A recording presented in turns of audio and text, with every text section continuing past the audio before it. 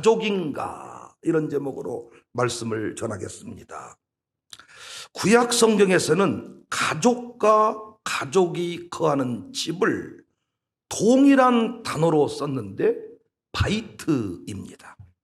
이 바이트라는 단어가 가족을 의미하는 경우가 있고 집을 의미하는 경우가 있습니다.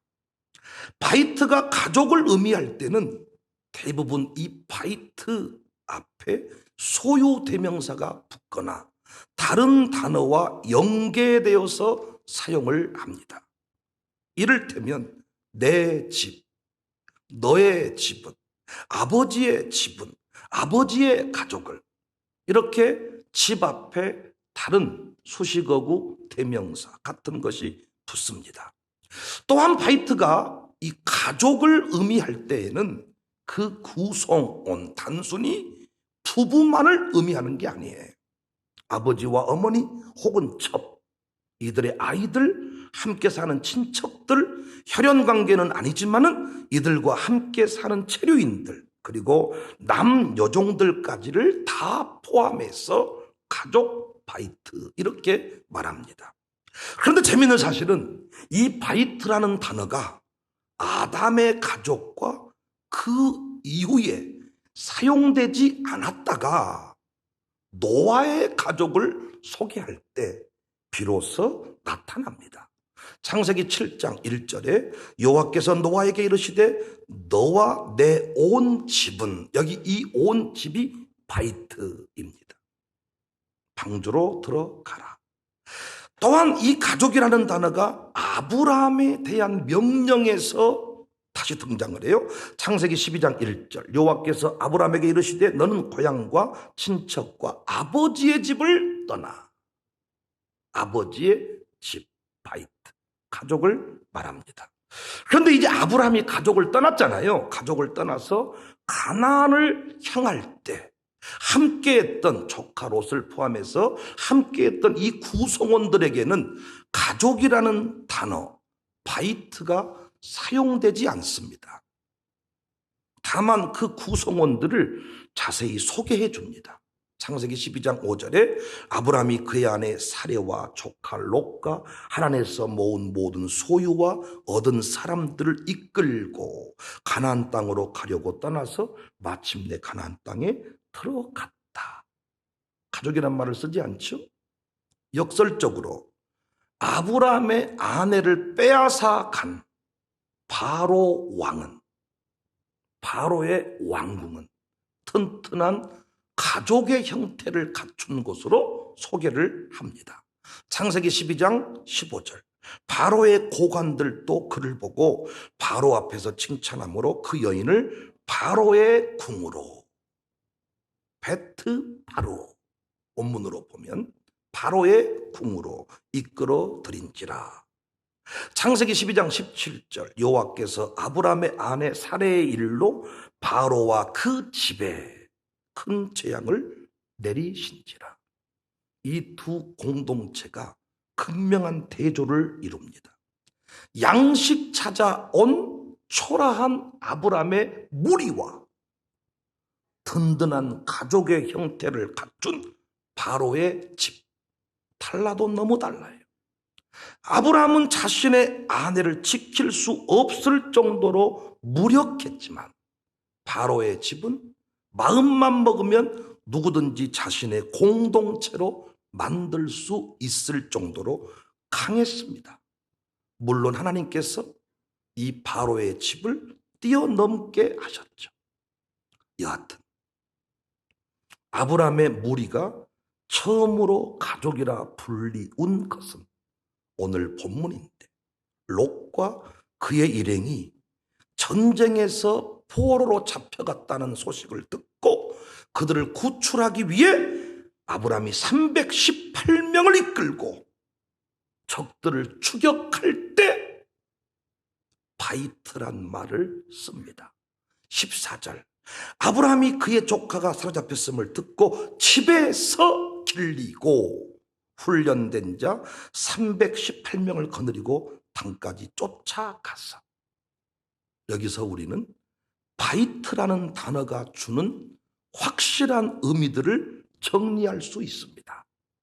성경이 말하는 가족은, 성경이 말하는 파이트의 역할은 가족 구성원을 경제적으로, 신체적으로 보호하는 곳. 가족의 번성을 위해 말씀의 원리를 교육하고 구성원 간의 긍정적 상호작용을 하는 통로를 가족이라 합니다. 그 좋은 예가 모세의 가족입니다. 애굽으로 이주해 와서 자리를 잡았던 야곱의 후손들, 엄청난 속도로 번성을 했죠. 급기야 바로를 두렵게 하는 세력이 되었잖아요. 그랬죠. 그래서 바로는 이들을 종으로 취급했고 억압했습니다. 급기야 남자아이를 낳으면 다 죽이라는 명까지 내렸습니다. 그래도 계속해서 성장을 거듭합니다. 출애굽기 1장 12절. 그러나 학대를 받을수록 더욱 번성하여 퍼져나가니 애굽 사람이 이스라엘 자손으로 말미암아 근심했다. 바로 입장에서 어떻게 하면 요놈들을 죽일 수가 있을까? 어떻게 씨를 말려버릴 수 있을까? 그 치열한 상황 속에서도 모세는 죽습니까? 안 죽습니까? 죽지 않았습니다. 오히려 이스라엘을 구원하는 위대한 지도자가 되었습니다. 어떻게? 그의 가족의 도움 때문에. 그의 가족은 모세를 보호하기 위해서, 그에게 믿음을 전수하고 말씀을 가르치기 위해서 일사불란하게 움직였어요. 일단 물에 잠기지 않는 갈대 상자를 만들었지요. 부지런했습니다. 땀 흘렸습니다. 아기를 담아서 그냥 떠나 보낸 것이 아니라 물이 흐르지 않는 갈대 사이에다 놓습니다. 그냥 떠내려가 버린 게 아니고 갈대 사이에다가 전략적으로 갖다 놓지요. 출애굽기 2장 3절에 더 숨길 수 없게 되며 그를 위하여 갈대 상자를 가져다가 역청과 나무진을 지나고 아기를 거기 담아 나일 강가 갈대 사이에 뒀다. 바로의 딸이 그 아기를 발견할 수 있는 정확한 시간과 장소에 그 상자가 놓였습니다. 가족의 노력으로 요게벳이 유모가 되었습니다. 모유를 수유하게 되었고 거기서 초기 교육을 책임을 졌습니다. 비록 가족의 울타리 안에서 사랑받으며 자랄 수 없는 상황이었지만은 가족이 속한 공동체의 정체성을 잃어버리지 않도록 끝까지 온 가족은 최선을 다했습니다. 이런 일이 이루어지는 공동체를 가리켜서 가족이라 합니다. 우리 교회도 이런 가족들이 있어요. 자녀를 신앙으로 세우고자 새벽부터 부지런히 땀을 흘리며 분주하게 움직이는 자들이 있어요. 샬롬 스쿨에서 교육받게 하는 일이 보통 어려운 일이 아닌데 그 부모님이 모세 부모처럼 움직이는 거죠. 어떤 마음이었을까? 그녀의 두 눈에 눈물이 흐르네. 요게벳의 노래를 불러가면서 우리 선배들이 샬롬 초등 일반 입학시켰을 때 이런 마음이었겠구나. 눈물을 흘리면서 일기를 써야 하느니라. 말씀 암송에 집중해야 된다. 어떤 마음이었을까? 이런 마음이었겠구나. 힘들고 어려운 과정인데 우리 아이들이 컸더니 새벽 예배를 드리고 컸더니 신앙 전수 자리에 서 있다 그 말이야. 이 원리를 배워서 군대 보내놓고 부모님들이 쉽게 잠들지 않아.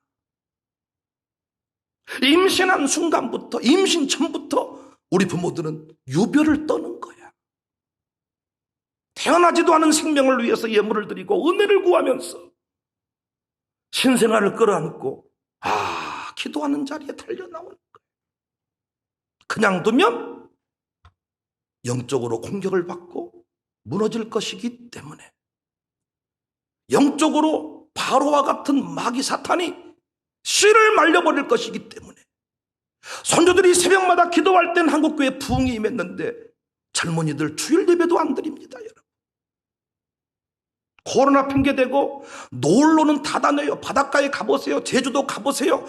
아주 젊은 것들 세고 세버렸습니다. 여러분, 무슨 차박 캠프, 먼 캠프, 수영복 입고 뭐 원수, 뭐 이게 풀장 가서 다 별짓을 다 해도 예배 자리는 나오지 않는 거예요. 씨가 말라버렸습니다. 공식적인 코로나 프레임을 씌워서 예배를 중단시켜버렸습니다. 그러한데도 그 영적인 원리를 깨닫고 분주하게 움직였던 사람들이 있었는데, 모세의 가족들, 이 공동체를 가리켜서 바이트.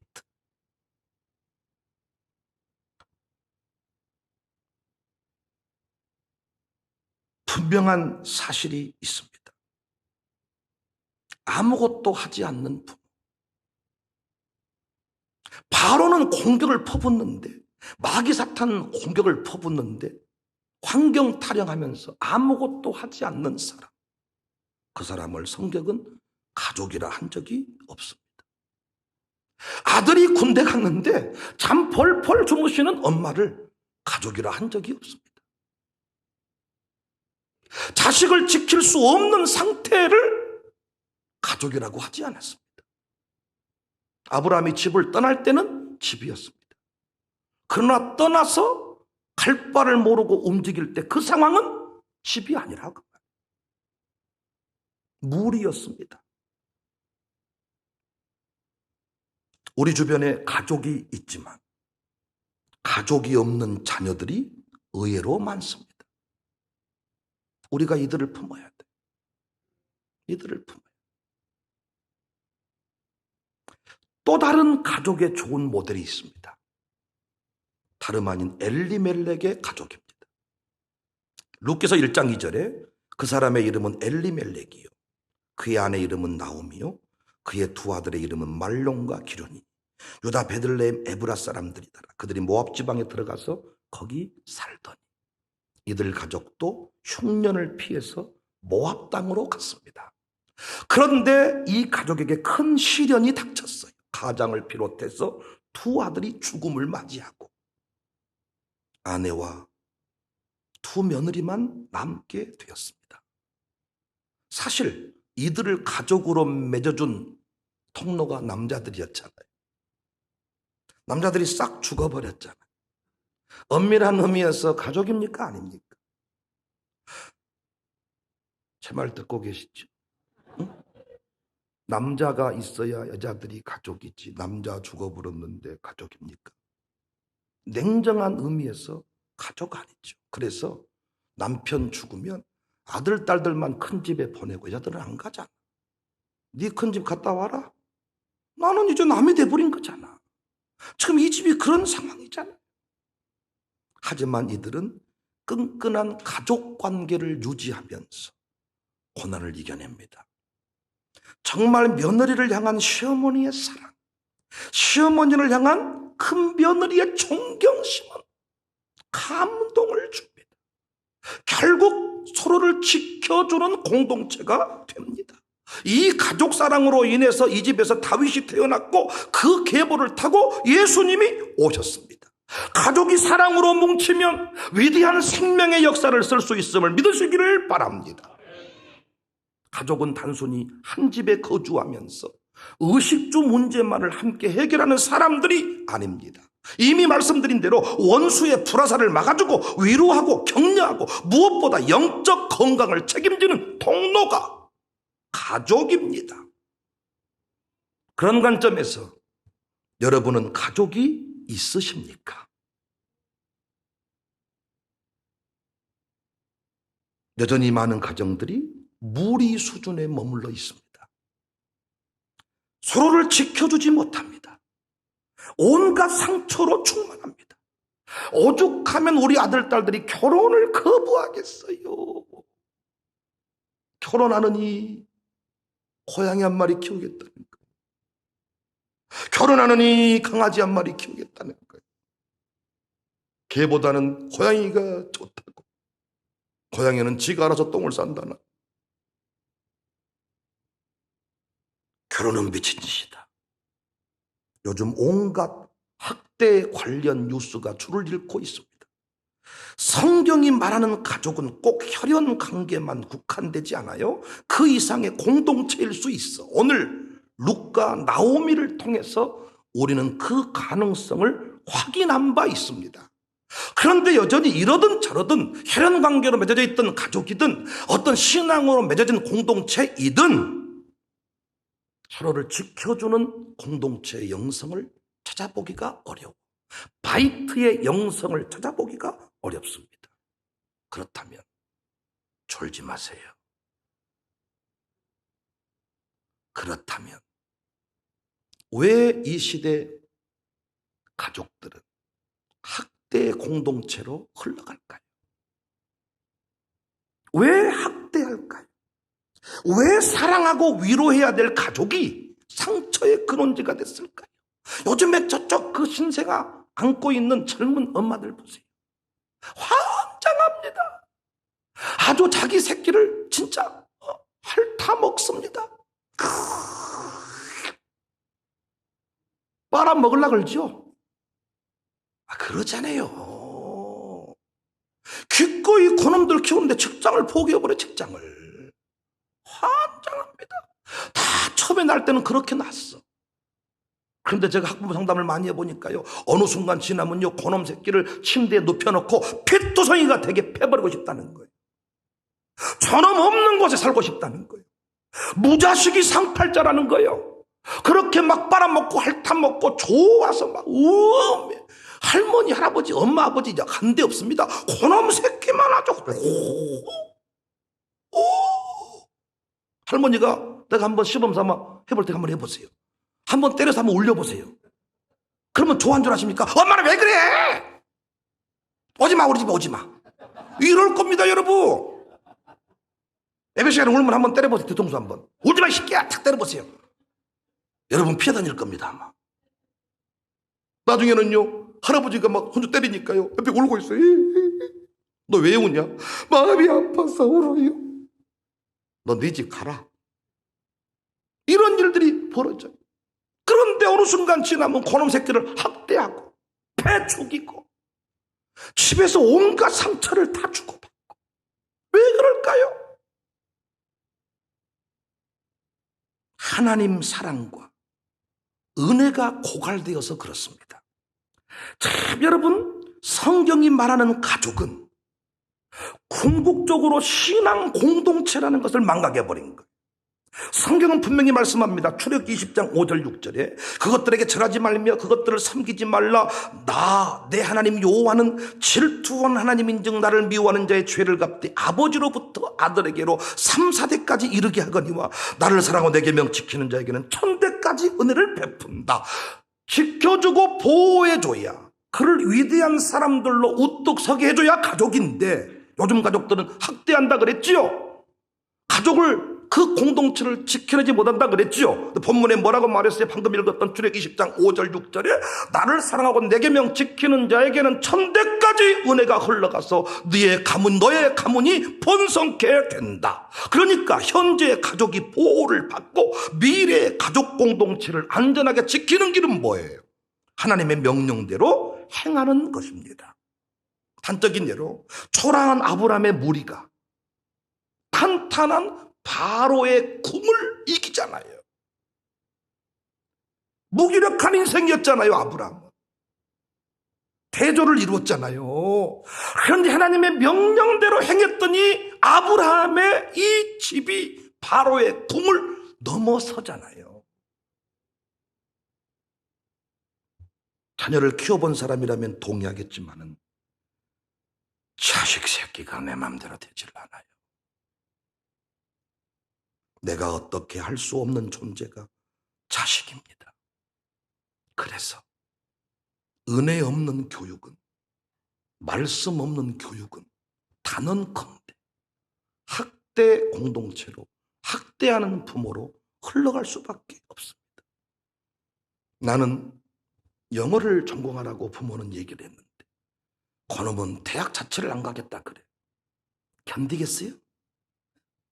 견디겠어요? 나 좀 쳐다봐요. 견디시겠냐고.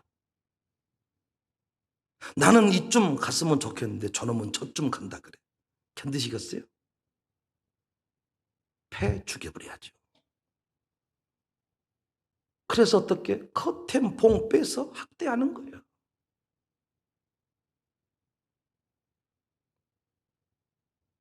은혜 없는 자녀 교육은 학대로 흘러가요. 자녀를 향한 부모의 집착이 이루 말할 수가 없어요. 우리가 유아스쿨을 운영해 보니까 압니다. 그 어린 아이들이 유아스쿨에 딱 등록해서 교육을 시작하는데 여러분 봤을 때는 아무것도 아닌 것 같죠.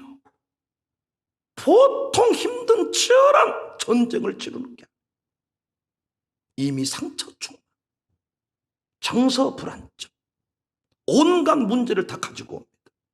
학대받은 거예요. 학대의 형태는 다를 수 있지만 학대받은 겁니다. 왜 학대했을까요? 내 맘대로 안 되니까. 왜 점점 강아지 키울까요? 내 맘대로 할 수 있으니까. 왜 남편 대신 고양이를 택할까요? 내 맘대로 할 수 있으니까. 성경은 분명히 말씀합니다. 시편 127편 1절 5절. 가슴으로 받았으면 좋겠어. 여호와께서 집을 세우지 아니하시면 세우는 자의 수고가 헛되고 여호와께서 성을 지키지 아니하시면 파수꾼의 깨어있음이 헛되도다. 왜 그 치열한 난국에서 모세의 부모는 모세에게 말씀을 가르치기 위해서 그 난리를 피웠냔 말이에요. 말씀대로 순종하는 것이 가문을 지키는 길이기 때문에. 가족의 역할을 잘 이해한 거죠. 2절, 너희가 일찍이 일어나고 늦게 누우며 수고의 떡을 먹음이 헛되도다. 그러므로 여호와께서 그의 사랑하시는 자에게는 잠을 주시는도다. 보라, 자식들은 여호와의 기업이요 태 열매는 그의 상급이로다. 젊은 자의 자식은 장사의 수중의 화살 같으니 이것이 그의 화살통에 가득한 자는 복되도다. 그들이 성문에서 그들의 원수와談판할 때 수치를 당하지 아니한다. 자식이 원수와談판할 때 쏠 수 있는 화살이 돼야 되는데 자식이 왼수가 됐잖아요. 자식 새끼가 왼수다. 모자식이 상팔자다. 부디 집안의 가장들 정신 차리기를 바랍니다. 학대하는 아버지가 아니라 존경받는 아버지가 되고 싶다면 아멘할 준비하세요. 은혜 받으시기를 바랍니다. 말씀대로 행해서 저주의 영향력을 끊어버리시기를 바랍니다. 가족이 되고 싶다면 은혜 받으세요. 한 초등학생의 시가 도전이 돼. 우리 샬롬 스쿨 친구들이 쓴 시는 아니고요. 어떤 학생이 썼는데, 엄마가 있어 좋다. 나를 이뻐해 주셔서. 냉장고가 있어 좋다. 나에게 먹을 것을 줘서. 강아지가 있어 좋다. 나랑 놀아주어서. 아빠는 왜 있는지 모르겠다.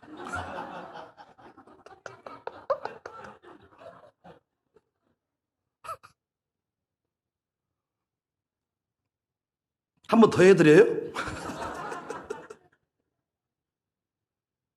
엄마가 있어 좋다. 나를 이뻐해 주셨어. 냉장고가 있어 좋다. 나에게 먹을 것을 주었어.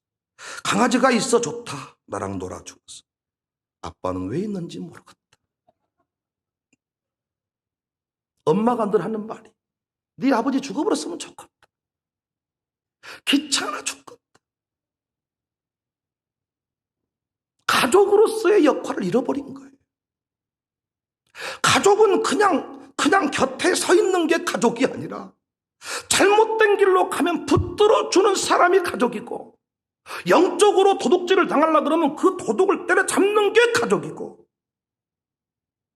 신앙의 상호작용, 긍정적인 부분, 영향을 미쳐서 변화시키는 것, 나일강물이 감히 침투 못하도록 역청을 바르는 것, 갈대상자를 만드는 것, 이 일을 하는 사람이 가족인데,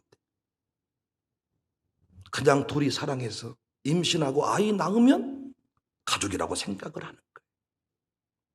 젊은 사람들 기분 나쁠지 모르지만 아이만 출산하고 기도하지 않는다면 당신은 가족 아니야. 조만간에 그 아이 학대할 거야. 자기 마음대로 안 된다고 온갖 스트레스를 다 줄 거야, 그 아이에게. 자녀를 노엽게 하지 말라 그랬는데 자녀에게 상처를 주는 주범이 부모입니다. 하나님의 뜻대로 양육하는 게 아니고 내 뜻대로, 내가 못했던 것에 한풀이요 한풀이. 내가 피아노를 못 쳤더니 서름을 당했다. 이 썩을 거사 피아노 쳐. 나는 피아노 칠 마음이 없어. 그런데도 엄마가 못했던 것을 한풀이를 하는 거예요. 영어를 못해서 어떤 대학에 미끄러진 경험이 있다면 그 영어를 한풀이로 가르치는 거예요. 이미 그 아이는 상처 중. 시편 128편 1절 6절에 여호와를 경외하며 그의 길을 걷는 자마다 복이 있다. 제가 결혼 주례할 때 많이 했던 말, 127편 128편 가정의 최고의 멋진 그림이죠.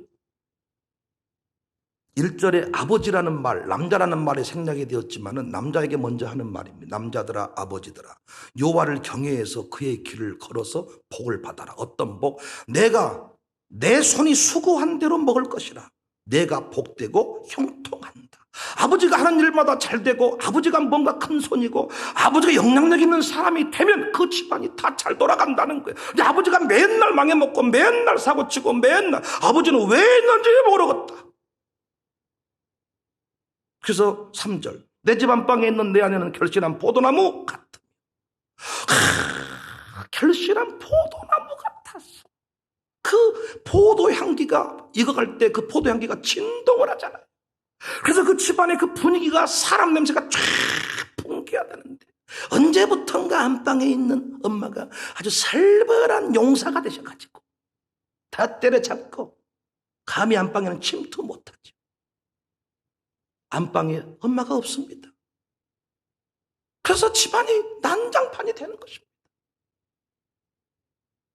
아버지하고 엄마하고 둘이 죽고 못 살아야 자식들이 다 평안을 누리는데 날마다 전쟁 치르다 보니까 4절 말씀대로, 이 3절, 내 집 안방에 있는 내 안에 결실한 포도나무, 내 식탁에 둘러앉은 자식들은 어린 감람나무 같아야 되는데 감람나무가 아니라 그냥 무서워서 벌벌 정서가 이미 무너져 있는.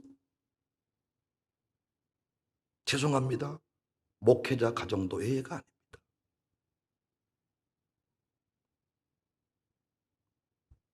예루살렘의 번영을 보라. 자식의 자식을 볼지어다. 이 모든 일이 가능하려면 가족이 필요합니다. 묻고 싶습니다. 여러분은 가족이십니까? 무리이십니까? 여러분에게는 가족이 있습니까? 여전히 홀로 세상을 살아가고 계십니까? 아직도 가족이 아니라면 어린이 주일을 맞아서 자녀에게 가족 되어 주십시오.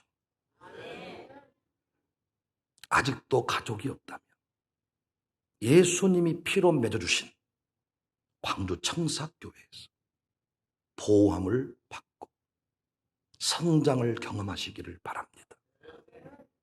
가족이 되어 주시고 가족 안에서 예루살렘의 번영을 볼지어다. 자식의 자식을 볼지어다. 16절 오늘 본 모든 빼앗겼던 재물과 자기의 조카 롯과 그의 재물과 또 부녀와 친척을 다 찾아왔더라. 마귀에게 빼앗긴 우리 아들 딸들 다시 찾는 내가 있어지기를 바랍니다. 다 찾아올 수 있어야 확실히 지킬 수 있어야 가족입니다. 광주 청사교회 감히 이단이 침범 못해야 가족 공동체입니다. 우리 교회 그 역할 잘 감당했습니다. 앞으로도 잘 감당할 수 있기를.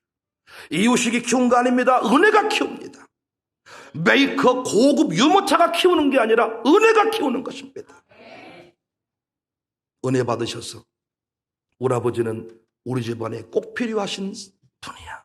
우리 아버지 기도로 우리가 살고 있어. 아버지 축복 기도해 주세요.